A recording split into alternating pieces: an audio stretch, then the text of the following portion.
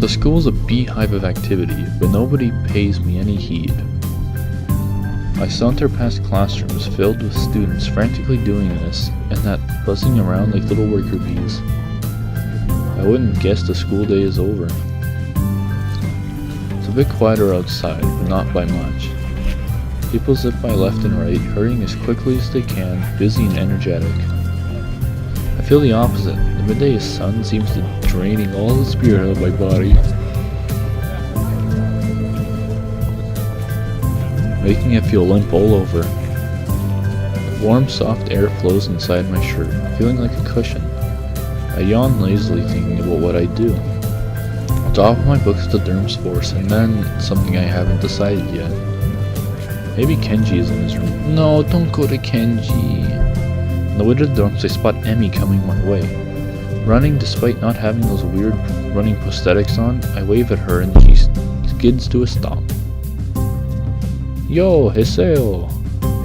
Spatters of white and green paint adorn her nose and her chin respectively, but her smile is wide and it seems it always is. She leans in closer to me, amplifying the feeling that she is examining me. What you doing? Nothing really. I don't have anything to do for the festival and everyone else seems to be doing something important.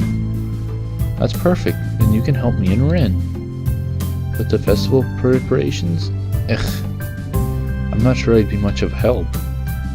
That's fine, I'm not much help either. Emmy grabs my wrist and starts dragging me back inside the school, quite forcefully.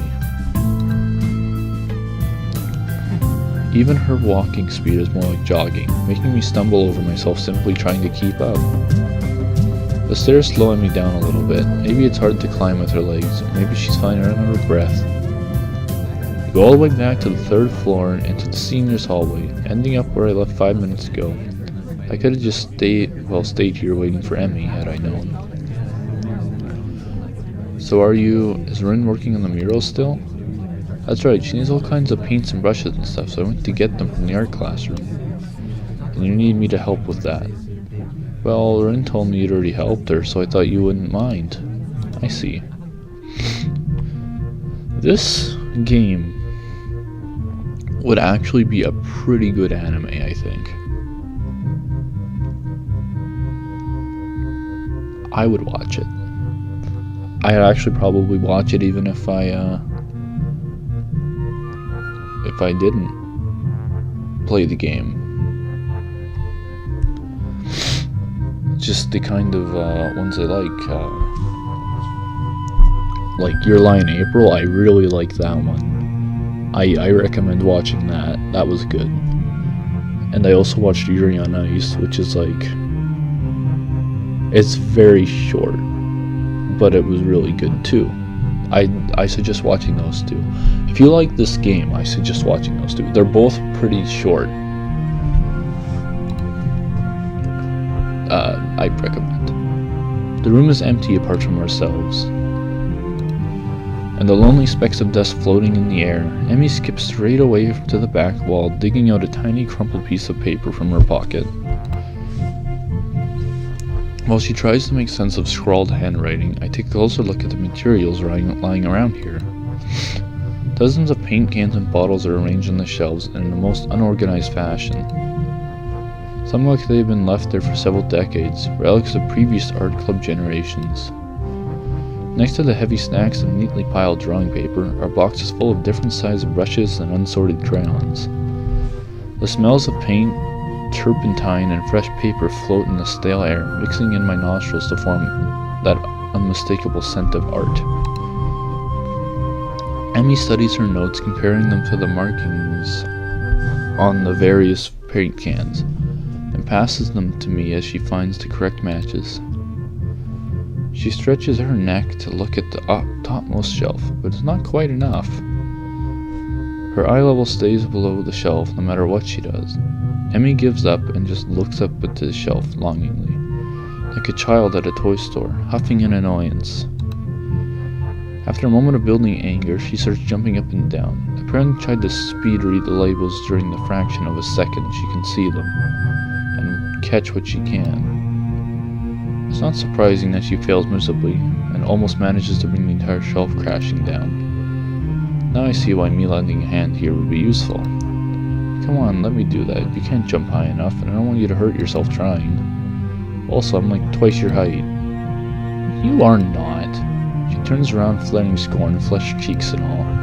Just kidding, just kidding. Anyway, I'll look up there, okay? She glares at me one more time, but can't come up with a retort. With a grudging hoof, she turns her back to me. So I begin scrounging around the top shelf for paint, while below Emmy crouches to scavenge what she can from the cupboards. I shake my head a little, after double checking to ensure that she can't see me do so. Emmy having complex about her height was a surprise. I wouldn't have joked about it otherwise.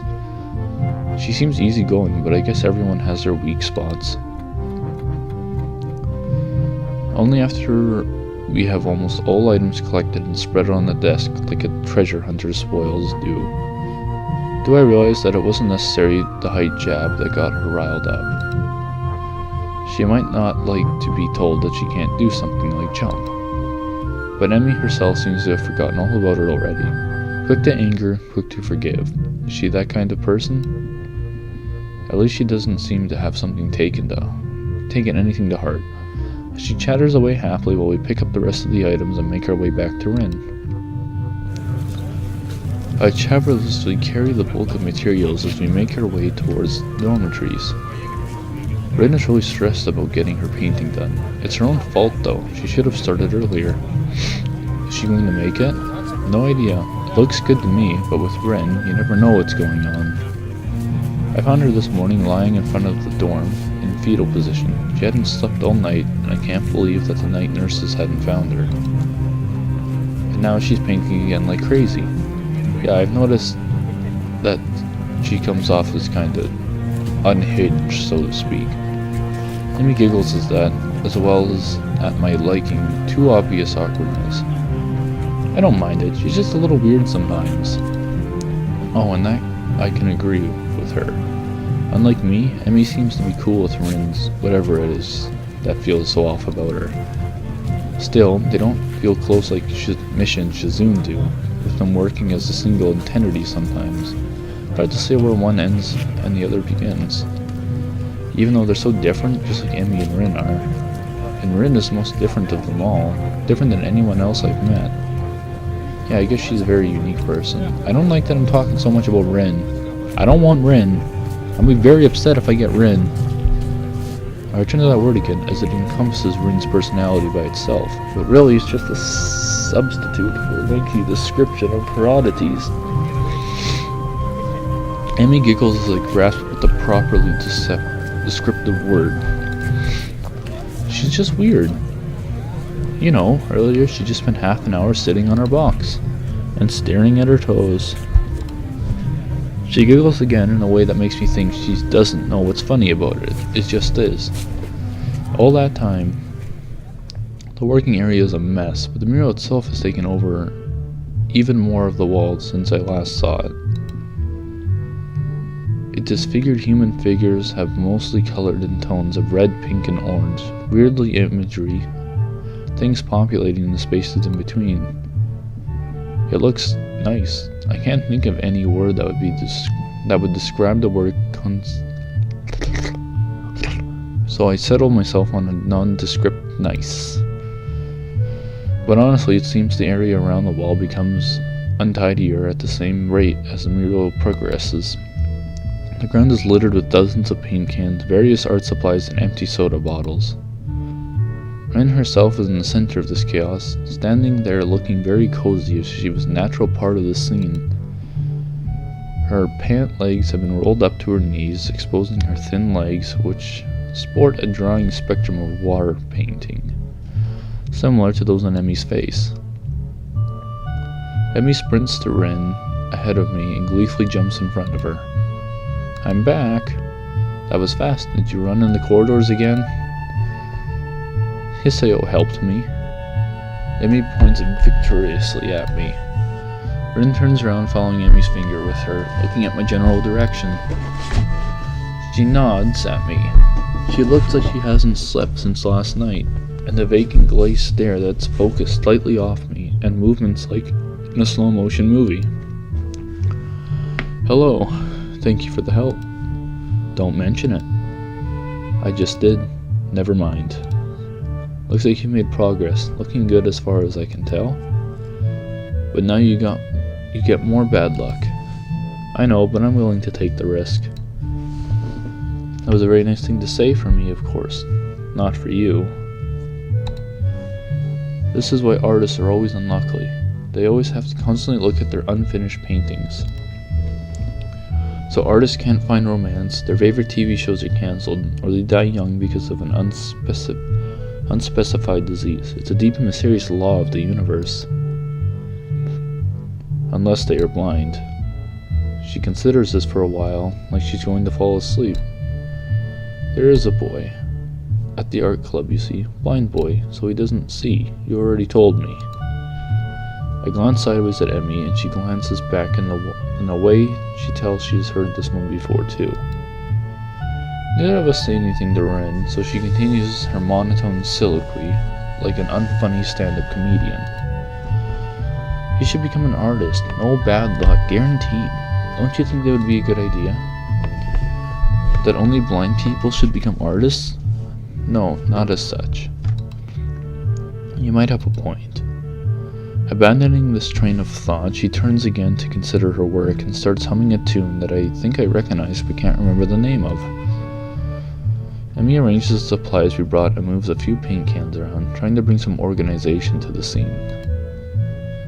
Emmy, I need the Prussian blue paint.